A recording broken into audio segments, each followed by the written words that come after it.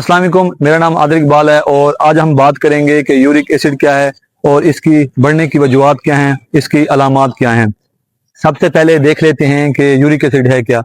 York acid ایک ایسا waste material ہے جو ہمارے جسم میں تب بنتا ہے جب آپ ایسی غذائیں کھاتے ہیں جن میں پیورین زیادہ ہوتا ہے۔ اب سوال یہ پیدا ہوتا ہے کہ آخر یورک ایسڈ ہمارے جسم میں بڑھتا کیوں ہے؟ اس کی پہلی وجہ غلط غذا ہے۔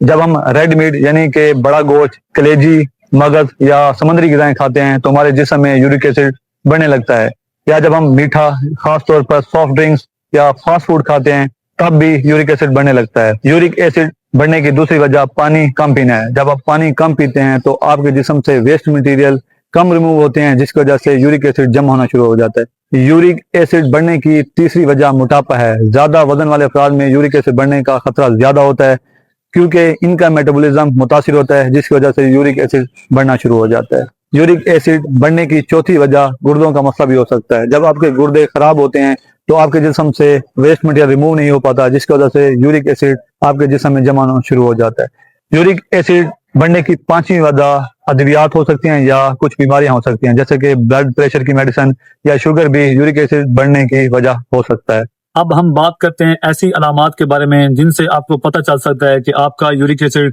یا تو بڑھ چکا ہے یا بڑھنے والا ہے۔ سب سے پہلی اور عام نشانی یہ ہے کہ آپ کے جوڑوں میں درد ہوتا ہے، خاص طور پر آپ کے پاؤں کے انگوٹھے میں درد ہوتا ہے اور رات کے وقت اس درد میں اضافہ ہو جاتا ہے۔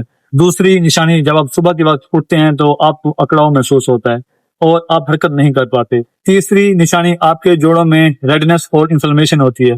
جب آپ متاثر جگہ پر ہاتھ لگاتے ہیں تو آپ کو گرم سا محسوس ہوتا ہے اور ہاتھ لگانے پر آپ کو تکلیف ہوتی ہے۔ چوتھی نشانی، آپ کو تھکاوٹ اور کمزوری محسوس ہوتی ہے۔ اگرچہ یہ ایک عام علامات ہے، لیکن جب آپ کا یورک ایسڈ بڑھ رہا ہو یا بڑھ چکا ہو تو آپ کو تھکاوٹ محسوس ہوتی ہے۔ اگر آپ نے اپنے آپ کو اس سے بچانا ہے تو آپ کو اپنی غذا ٹھیک کرنی پڑے گی۔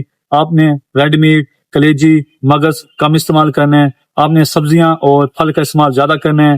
اس کے علاوہ پانی کا زیادہ سے زیادہ استعمال کرنا ہے۔ تیسرے نمبر پر آپ نے اپنا وزن کم کرنا ہے، ایکسرسائز کی ہیبٹ اپنانی ہے۔